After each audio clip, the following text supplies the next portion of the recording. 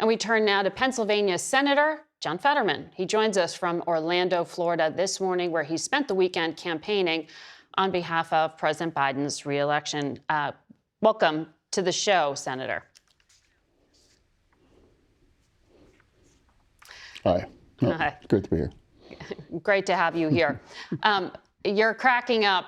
Do you want to tell us what you're responding to there? Oh, that interview, that was magnificent. No, Okay. Well, let me ask you about Democrats and your own party. I know you've been spending a lot of time on that this past weekend.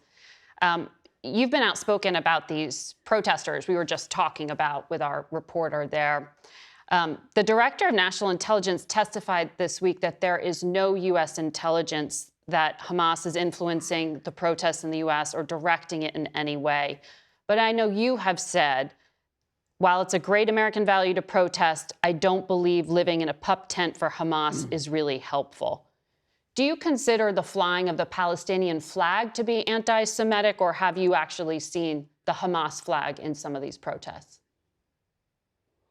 No, I don't think that, but I will say that these kind of protests haven't been helpful, and ironically, they are actually working against peace in Middle East as well. And it's also very strange to me that now they're not actually protesting for a ceasefire now. And there's been a very valid ceasefire that's been on the table now, and Hamas has been refused to take that on. And I don't know why we're not, if we're going to protest thing, why aren't we protesting that, demanding Hamas to take that kind of a ceasefire? And then that would end all of the trauma and the chaotic going on there in Gaza.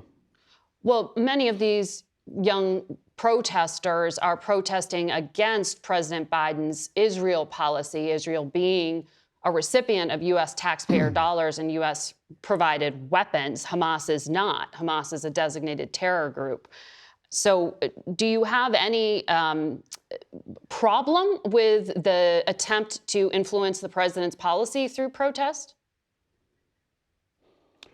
Well, like I said, I'll never support any kind of conditions on Israel during this.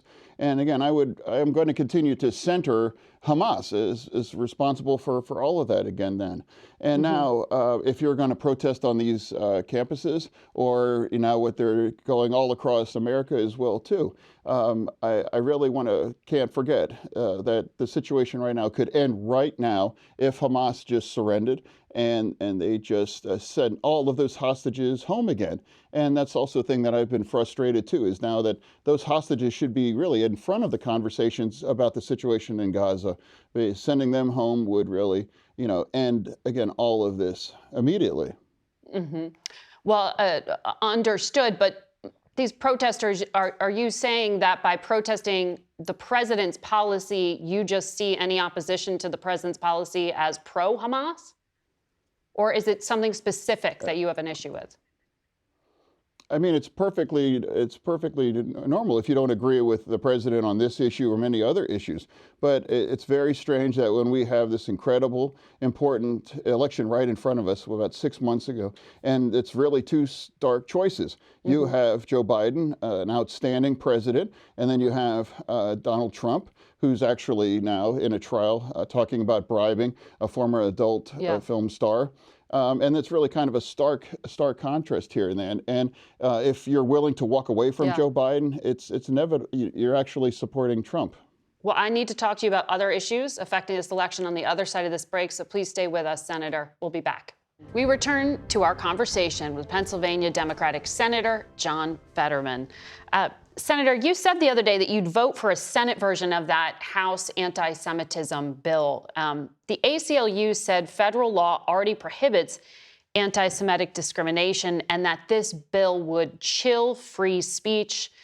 Do these concerns resonate with you? I don't disagree with that. I was one of the co-leaders, sponsors of that bill. So of course I'm going to vote yes on that. And I think it's a very valid concern that really allowed that. I mean, that's an overwhelming vote, a bipartisan vote in the House as well. I think it's a great bill, and I look forward to voting for it.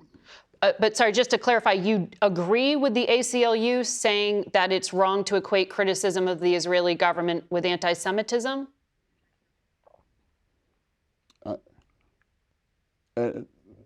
No. Well, I'm not really sure what's really the.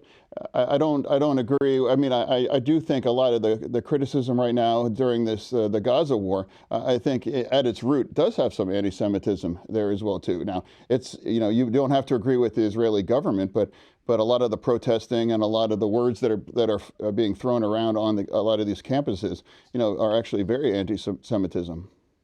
Yeah. Okay, yeah, I was just, the ACLU comment was on that House bill. That's why I wanted to clarify that. So you, as we mentioned, have been in Florida for this Democratic fundraiser. Our CBS polling shows that President Biden is in a really tight race in your home state of Pennsylvania with Mr. Trump. 61% of registered voters say the economy in Pennsylvania was better during the Trump era. 55% said Mr. Biden makes them feel worried versus 48% who say Trump. How tight is this race going to be? So we're having a technical issue. Okay. I was asking you about CBS polling showing a very tight race in the state of Pennsylvania. Are you able to hear me, sir? It's not working. Okay. All right, I'll ask one more time. Sir, if you can hear me. Now it's working. Now it's working. Now I can, yeah.